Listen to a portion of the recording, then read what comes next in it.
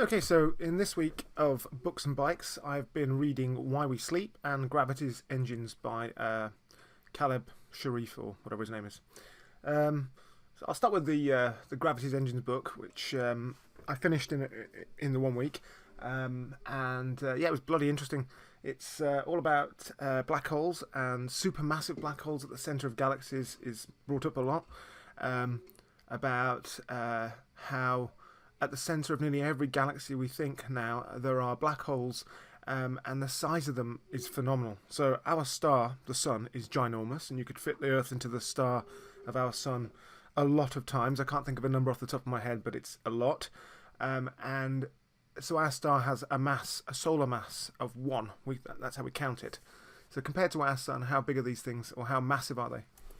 Well, they are up to 1 billion solar masses, right? And they live at the center of galaxies, and they can be 1 billion solar masses in size, and they can occupy, they occupy how much space? The actual body of the black hole occupies an infinitely small space, a singularity, right? And the region around it, you've got an event horizon whereby anything that falls past that event horizon never gets back into the universe ever again. No information can get out, no light can get out, nothing. Anyway, it was a very, very interesting read. But what I actually found more interesting, I haven't finished it yet, is Why We Sleep. And so I made a few notes about it. And one of the things that was interesting about it, let me find those notes.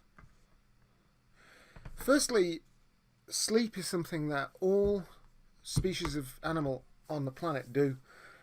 Even worms sleep. And worms popped up on planet Earth during the Cambrian explosion, which is a long time ago. So they've been around. Sleeping has been around for a long time. The fact that all animals do it as well, and it's blatantly a dangerous thing to do. It's costly. You can't sleep and look after yourself. If you're asleep and a hungry saber-toothed tiger finds you, it's going to gobble you up before you have a chance to protect yourself. So you would think that evolution would have removed the need for sleep, or found a way to do without it, and it hasn't. So even in animals that need to work continuously, this is where Lillian fell over first time, even where animals who need to, say, fly continuously when they're migrating, they still have to perform some of the functions of sleep, and they'll take micro sleeps for a few milliseconds. But so it shows that it definitely must be something that's needed by all animals and all life forms. One of the things he mentions is that in the human population there appears to be about a 60-40 split, and it seems to be genetic as well. You're hardwired to either be an early riser and an early sleeper, so you like to go to bed at say 9 o'clock, 10 o'clock, fall asleep straight away, but you wake up early, or you're a late riser and you're a late riser and go to bed later. And he's saying that this seems to be everywhere you go in the world. This seems to be the same kind of ratio. There are maybe some people in the middle as well of that, so it's not a hard and fast 60-40 split, but there's maybe a 20% in the middle who exhibit a bit of both. But why would human beings do this? Well, it seems that it might be a strategy for, say, if you're in a tribe of 100 people, if 60% of them lie in, or 60% of them, get up early, and the rest lie in, but they stay up later, then it means that there are more eyes watching for more of the time. So you only get a 4-hour window where people aren't awake when the whole tribe is asleep, when they're vulnerable. So it could be an evolved strategy actually, and so that, part of the way human beings work as teams. I thought that was quite interesting. Another thing they mention is that it seems to be genetically hardwired as well in all human beings is biphasic sleep, which means sleeping at 2 times in one day, one 24-hour period. So by that I mean in Spain and places like that, or Greece, they have siestas in the middle of the afternoon, and people in Greece, for instance, were having siestas quite recently. It's not really died out in all areas of Greece yet. When people started adopting the not having a siesta in the afternoon, researchers were able to study those populations and see what happened to them. And it's quite shocking to see what happened, actually. the incidence of cardiovascular disease shot up by 37%, and it was particularly pronounced in men as well. And that was just measuring things like cardiovascular effects. What's really clear is that disrupting people's sleep affects their memory and learning. Functional magnetic resonance imaging of rats' brains show that if you put them in mazes and they're learning about mazes during the daytime, that when they sleep, and especially when they go through the period of time called rapid eye movement, which is, most mammals exhibit this, so when they're asleep, there's phases to their sleep, and one of the phases is rapid eye movement, where your eyes swish around really quickly. And it looks like during that time, the same areas of the brain in the same order and the same sequence of firing is taking place at a slower rate though. So say you were learning to do pump track. My kids here are riding around on this pump track and they've done a little bit of the stuff before. Tonight when they sleep, when their eyes swish about quickly, doing the rapid eye movement, they'll be reenacting the same sequence of neural firing that they were trying to learn here, and refining it and honing it, so we think, so that they're improved for the next time. It seems to be a vital part of the learning process.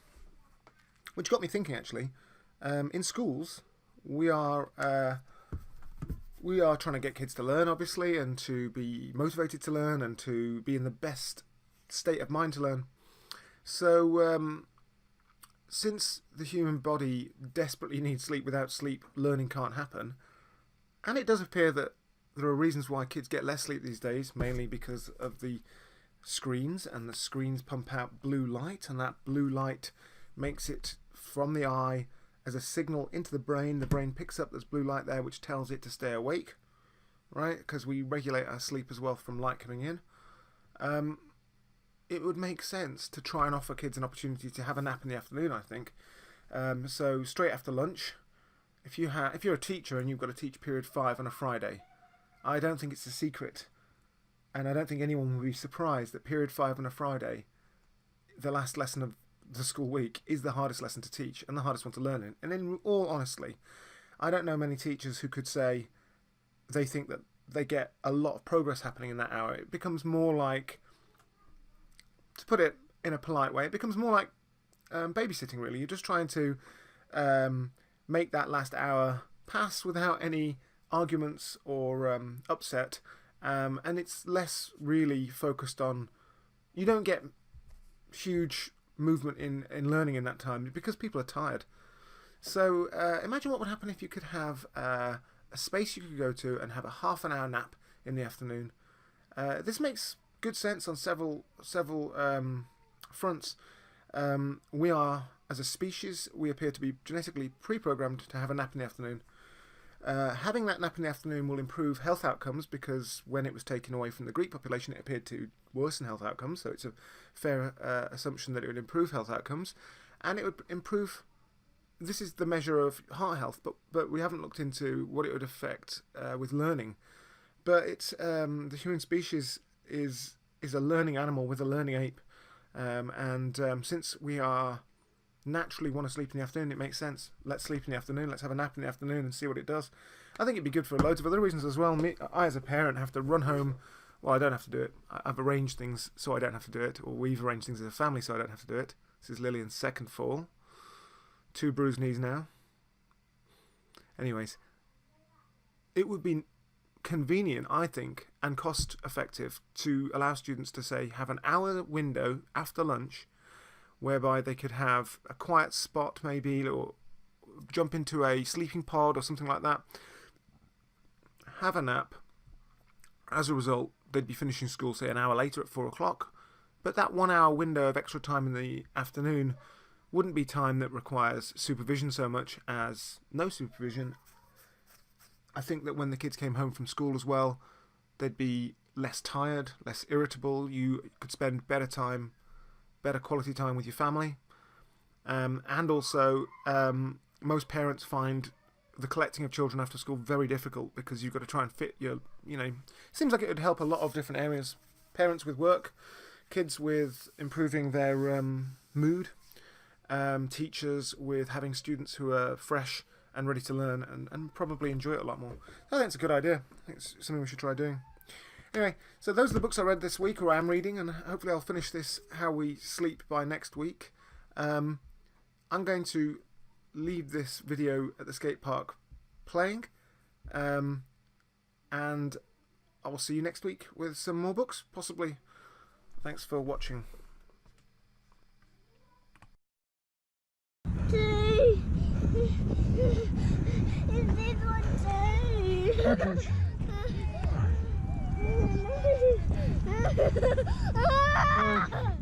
Bruising, but okay. Okay. Huh? Go and have a go on that one. Hey. Yeah. Go and have a go on that one.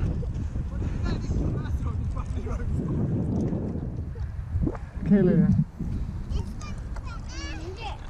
You probably have more fun on that. So Daddy come off, Lillian. Daddy, quick! Quick, use the camera catcher! Quick, quick, quick, quick, quick, quick, quick, quick! You lost the balance. This is having fun, eh?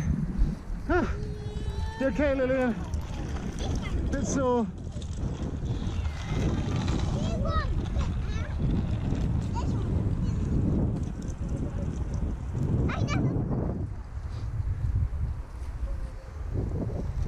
Adrian's doing well.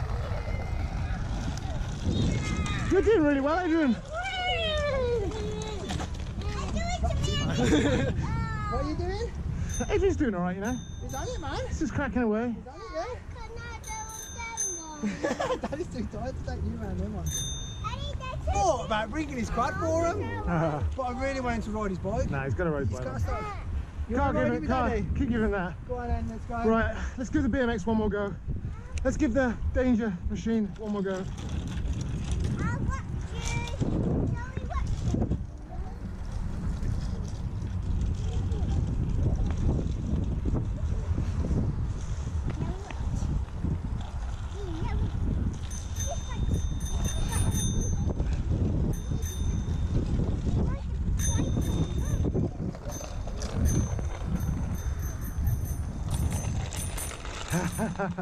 Hey, Luke's working hard, isn't he? Oh. Okay, let's try and give this a go. It's tiring.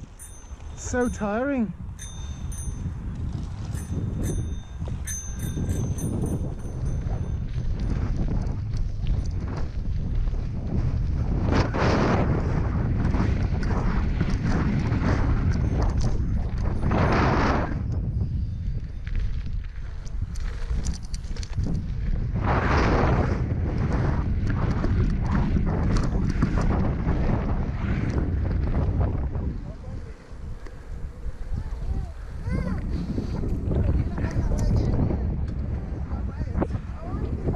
Lillian, the bike's here if you want to know.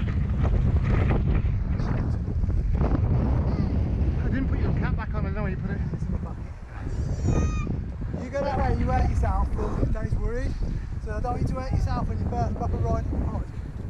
You keep to going this way, and then the more you get, the more Daddy let you ride it, okay? Right, you do this one and go. Go.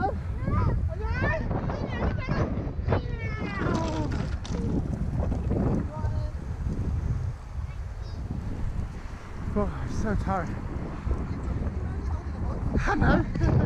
I'm going on your mag again. I'd like to take mine. What's going on? Oh, the rear hub again. This time something else broke. So the guy Did you have a hope hub? had a hope hub before, yeah. On the rear or the front? On the rear. It's a shot, I know. Big show on that, didn't you? 100 quid. More than 100, 140 it was. I don't know.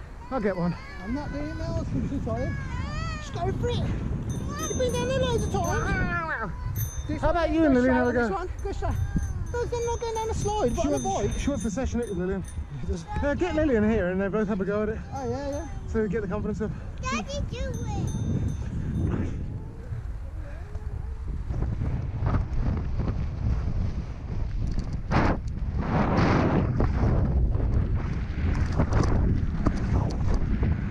I can go much faster on this.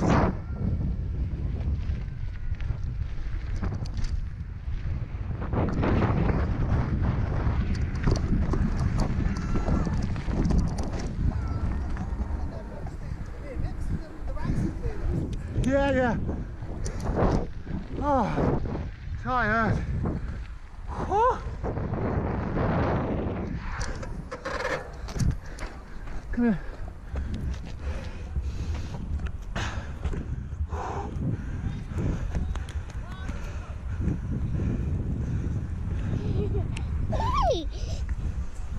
Hold on.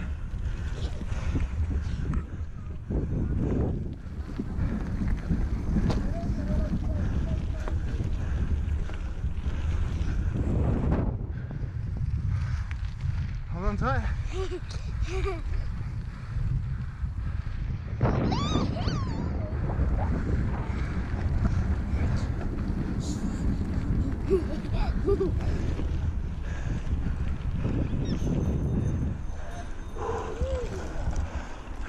Coming down on the arm. Nice and straight, nice and straight. Lean on. On it, put your feet on it. Hey, any more resting than he's over from the top there. Right, Mel. Make sure you bite straight though before you do it. Ready, you on the top?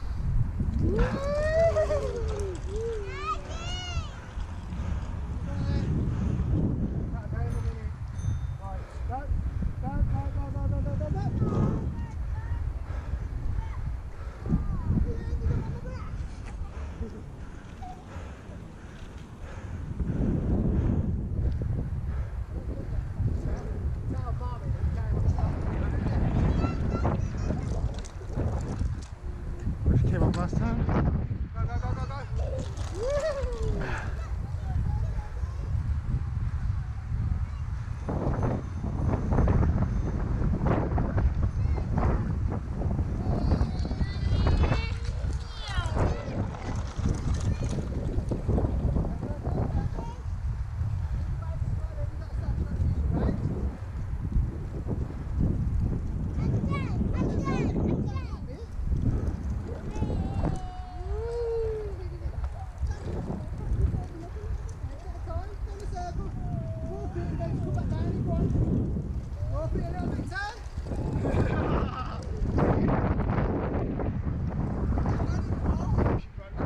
Screws locked. Cool. How's your night last night, man? Yeah, it's fun. I'm going to tell you the kind of camp you've got like this. Yeah. He's not stood there like this going, with your big moustache. I was like, you know, a camp old bear. Just kept him. Because basically, actually, we're I struck liked your top of them. we're struck up real good. Basically, I look like I'm fucking punching above my weight by a long way.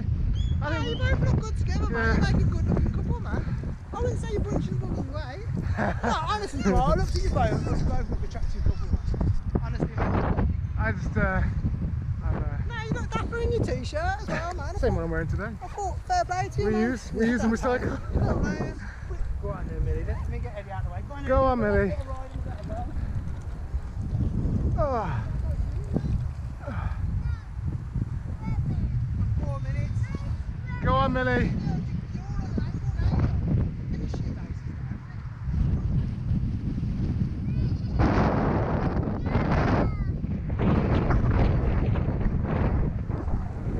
Come on. down. There we go. Go. There. Whee! Good job. How easy was that? You got it now. You just got to make sure you keep your bike straight. I don't want you going down on the angle. Oh, you want to ask on my bike before I put it away?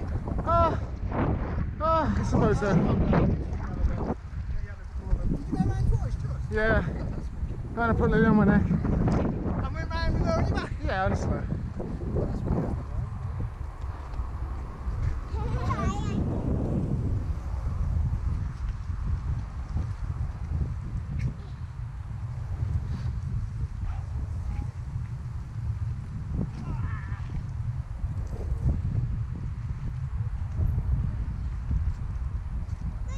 Okay, chicken.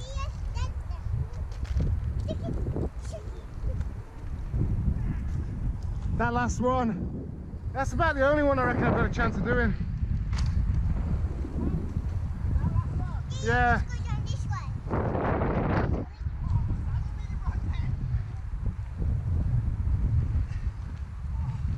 So tiring.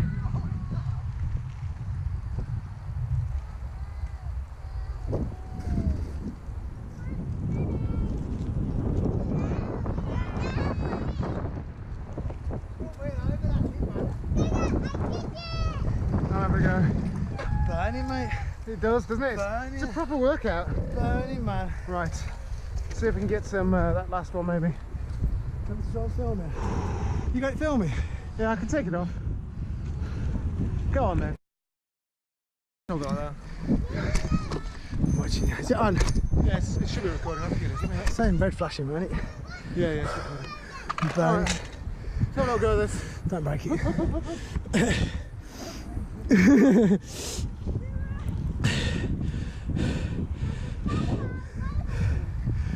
Go on. Oh. Go on, go on, go on. Go on.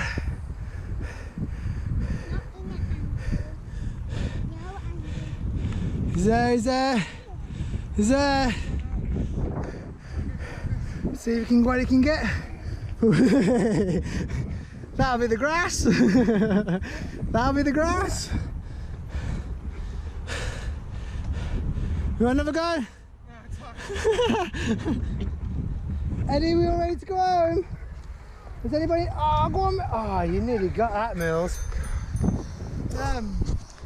We need to. Does anybody need a wee wee before we go?